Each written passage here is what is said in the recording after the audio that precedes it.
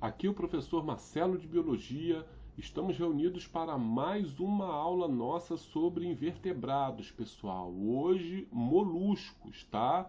Sejam todos bem-vindos e vamos descobrir hoje características importantes dos moluscos, conhecer um pouquinho mais sobre esses animais, tá? Primeiramente, as características gerais do corpo dos moluscos, tá? Então, o nome, pessoal, já sugere a principal característica deles, o nome moluscos, tá? Já vem de animais de corpo mole e viscoso, tá? Então, os moluscos, eles têm essa característica principal de ter o corpo mole e por isso a grande maioria tem um esqueleto externo que é a concha de calcário, tá? Que é o carbonato de cálcio. Essa concha, que possui o carbonato de cálcio para dar resistência ali, funciona como um exoesqueleto da maioria dos moluscos. É o esqueleto externo deles, tá? Então, a grande maioria tem concha, mas moluscos como a lesma, o polvo, tá? São moluscos que não possuem concha, tá? Então nós também não podemos dizer que todos os moluscos têm conchas, existem as exceções, mas a grande maioria possui o corpo protegido pela concha calcária, tá? E o corpo deles é dividido em cabeça, massa visceral, onde estão as vísceras do animal, tá? Cabeça onde estão os tentáculozinhos, o manto, que é uma camada que produz a concha, e o pé, tá? Mas só que eu quero mostrando aqui a imagem para vocês, esse pé dos moluscos é uma parte musculosa que através de contrações permite o deslocamento do animal num substrato, no solo ou numa árvore, tá? Então ele não é um pé como um pé de um vertebrado, assim. É uma camada musculosa que permite o deslocamento do animal. Funciona como se fosse o pé do animal, mas é formado por um músculo que atua através de contrações, tá? Permitindo esse deslocamento. A cabeça, onde ficam os tentáculos, com função sensorial, visão e tato, tá? Os tentáculos aqui, o exemplo do caracol, tá, gente? E a concha, que protege a massa visceral, que é a parte do molusco interna onde estão as vísceras do animal, os órgãos viscerais do animal, tá? E essa concha, ela é calcária, resistente, forma uma espécie de esqueleto externo do molusco, tá? Então, o corpo deles é dividido em cabeça, pé e massa visceral, protegida pela concha na grande maioria dos moluscos, tá? Esses animais, eles vivem em habitat aquático, água doce ou salgada, tá? E terrestres, né? Os aquáticos são moluscos até mais conhecidos, né? Como a polvo, a lula, tá?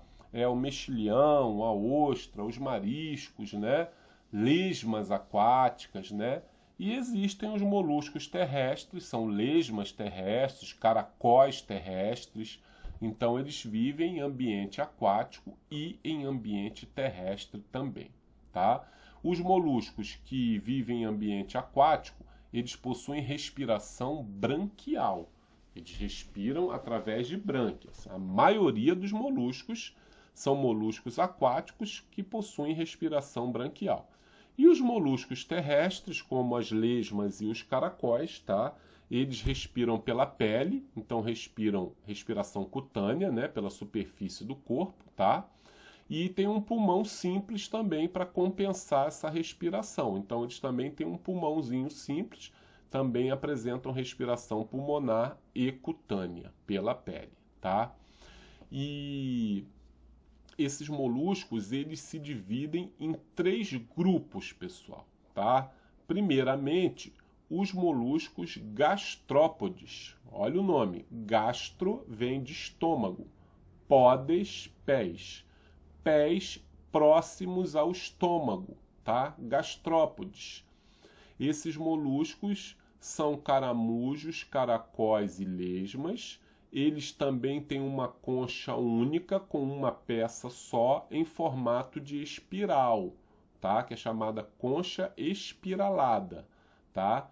Caramujos, caracóis e lesmas são classificados como moluscos gastrópodes.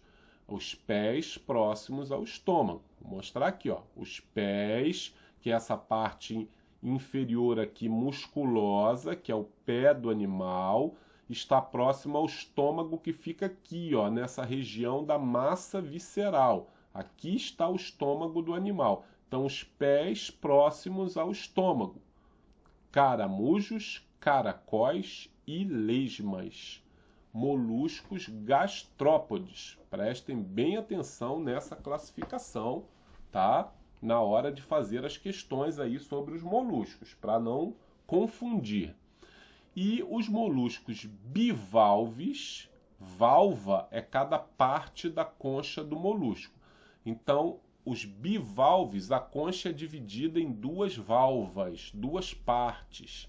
Então, são conchas bivalves, conchas duplas. Quais são os moluscos que possuem conchas duplas, pessoal? As ostras, os mexilhões e os mariscos, tá? São moluscos que, né, aqui o exemplo de um marisco, um molusco que apresenta concha dupla. Vocês vejam que essa concha se divide em duas partes e a concha, como eu falei, é o esqueleto externo do animal, é o exoesqueleto, tá? Que protege a parte orgânica do animal, que a gente chama de massa visceral ali, né? A parte onde estão as vísceras, os órgãos do animal.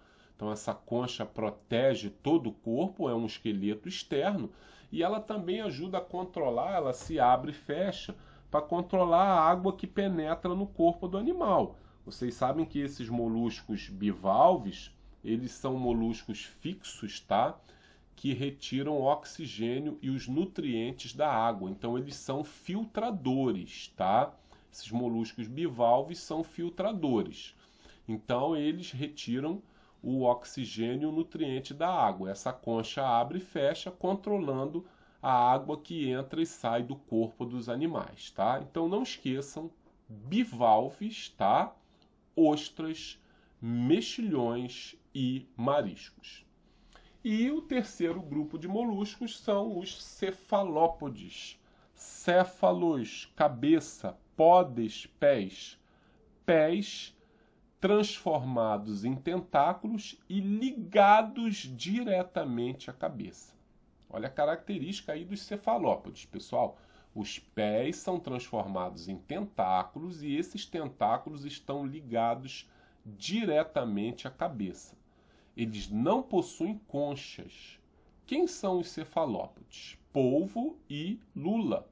O polvo, 8 tentáculos, a lula, 10 tentáculos. Esses tentáculos estão ligados diretamente à cabeça do animal. Vamos ver aqui primeiramente a lula. Estão vendo aqui, ó, os tentáculos da lula, que são bem menores que os tentáculos do polvo, né?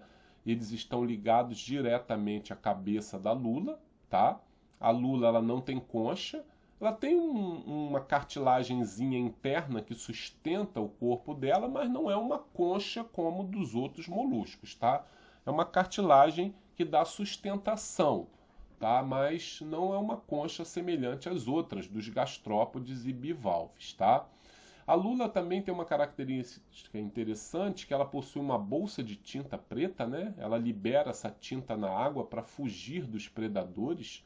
Então essa bolsa de tinta é tirada quando as pessoas vão usar a lula para alimentação, né? Eles limpam bem, tiram essa bolsa de tinta, né? E comem a parte da musculatura da lula, que é bem branquinha, eles cortam em rodelinhas ali e comem aquela parte, tá? Tem uma parte comestível, não é toda a lula que é comestível, ela tem uma parte comestível, tá? Então é um animal de importância por causa da tinta que ela produz, tá? Que já foi usada como nas canetas tinteiro, as canetas de desenho, caneta nanquim, tá? E a parte orgânica que é comestível. Então, um animal de importância econômica também, como as ostras, mexilhões, né? Também tem sua importância, tá? E são usadas na nossa alimentação.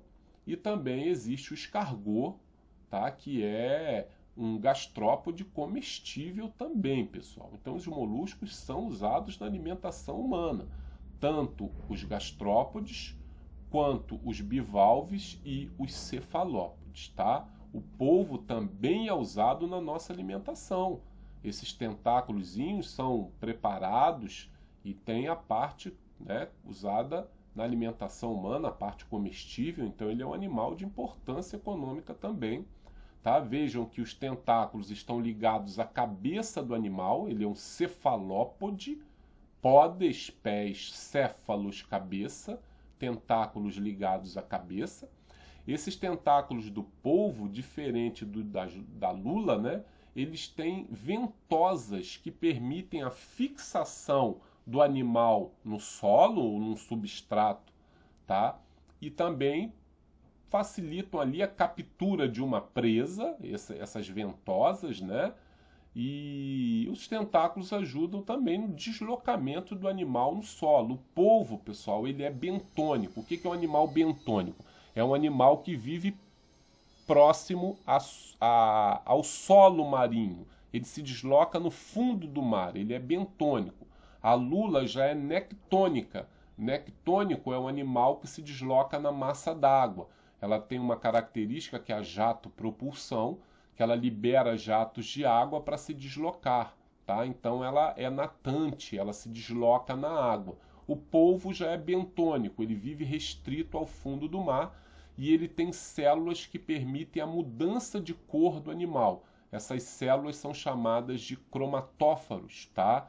E através da mudança de cor, que é uma característica conhecida como mimetismo, ele consegue se esconder, se camuflar dos predadores, tá? Então o polvo também tem essa característica de mudar de cor para a camuflagem em relação aos predadores. Então, pessoal, essa mensagem que eu queria passar para vocês sobre moluscos hoje. Espero que vocês tenham gostado da nossa aula aí e um grande abraço a todos do professor Marcelo.